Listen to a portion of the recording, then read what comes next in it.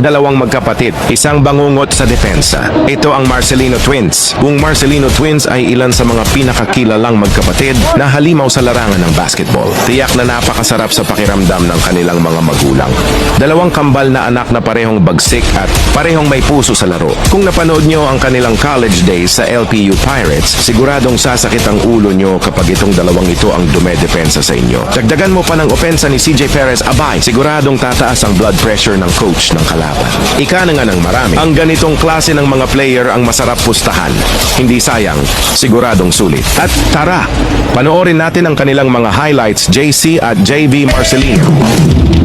Simulan natin ang istorya ko'y kanyang matalik na kaibigan. Ernesto ang aking pangalan. Kwentong dapat niyong malaman, huwag nang magbulag-bulagan. Bakit ang nais natin ay malaman ang baho ng iba?